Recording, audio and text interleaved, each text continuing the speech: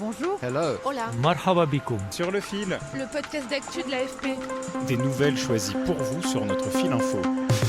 L'élection du 5 novembre, qui oppose la vice-présidente démocrate Kamala Harris à l'ancien président républicain Donald Trump, s'annonce aussi indécise que tendue. À l'approche du scrutin, la société américaine est à cran. La crainte est qu'une fois encore le vote soit si serré qu'il faille non pas des heures mais plusieurs jours pour déclarer un vainqueur, ou même que les résultats du scrutin soient contestés. Selon un sondage réalisé ce mois-ci, 76% des électeurs américains inscrits s'inquiètent face au risque de violence post-électorale. Sur le fil. We're going to walk down anyone you want, but I think right here we're going to walk down to the Capitol.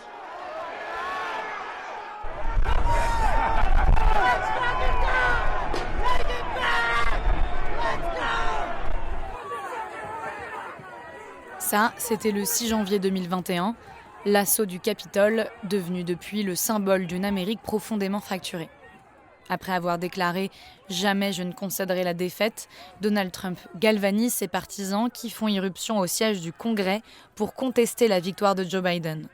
Alors doit-on craindre de nouvelles contestations ? À quoi sent-on des tensions au sein de la société américaine ? Et comment vont se dérouler ces élections ? J'ai contacté mes collègues Camille Candessus et Aurélia End qui travaillent à Washington pour qu'elles nous répondent.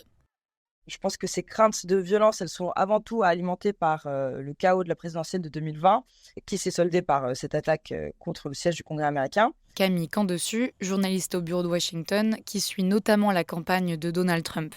La deuxième chose, c'est qu'on a le même candidat qu'en 2020 chez les Républicains, Donald Trump, qui n'a donc toujours pas reconnu sa défaite à la présidentielle de 2020 et qui, d'ores et déjà, dans ce scrutin, accuse les démocrates de, je cite, tricher comme des diables. Donc, tout nous laisse penser que si jamais il venait à pas remporter l'élection présidentielle, il risquerait de contester à nouveau sa défaite.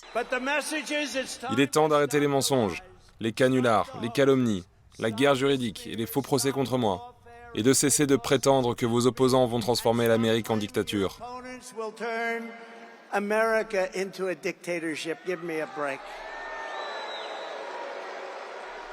Je ne suis pas une menace pour la démocratie, c'est eux qui le sont.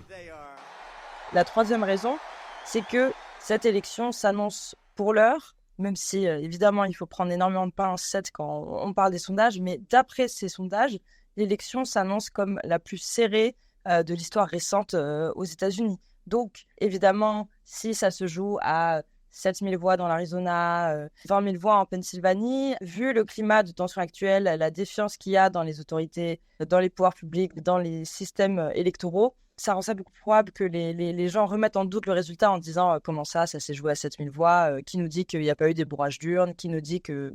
etc.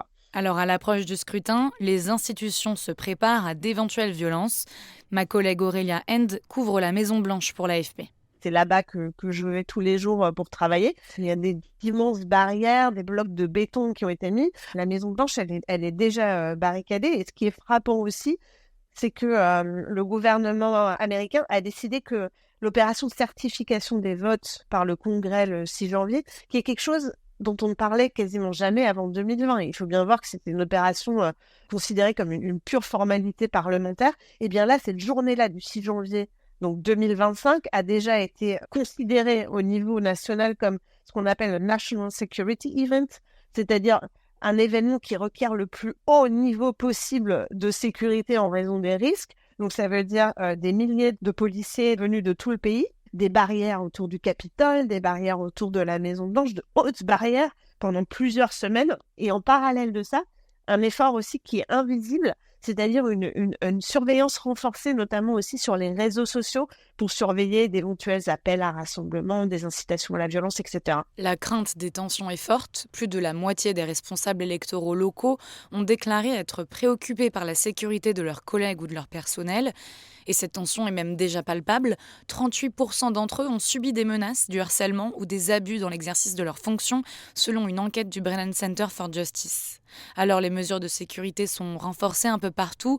En Géorgie, certaines équipes qui dépouilleront les votes seront dotées de talkie-walkie directement reliés aux services d'urgence. Les effectifs de la police seront renforcés. Mais le risque, c'est que la tension s'accroisse après le 5 novembre. l'élection américaine, par nature, c'est quelque chose qui prend du temps.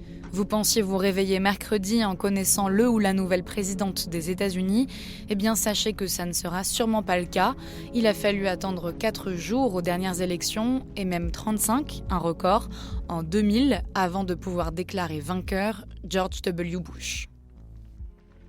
Il va y avoir le 5 novembre, les bureaux de vote qui ferment. Ensuite, il va y avoir un délai jusqu'à ce que les grands médias, s'ils sont en mesure de le faire, disent « Ok, c'est Harris ou c'est Trump ». Donc là, premier délai, première source d'incertitude. Ensuite, on a un autre délai qui est qu'entre ce moment-là où les médias, en gros, posent leur verdict et celui où ce qu'on appelle les grands électeurs, parce que c'est une élection au suffrage indirect, les grands électeurs votent dans chaque État, que chaque État donne son décompte final, ça se passe mi-décembre. Oui, car contrairement à la France, le système américain est indirect. Les électeurs ne désignent pas une personne, mais la couleur politique des grands électeurs de leur État. Ce sont eux, ils sont 538, qui forment le collège électoral chargé de désigner officiellement le chef de l'État fédéral.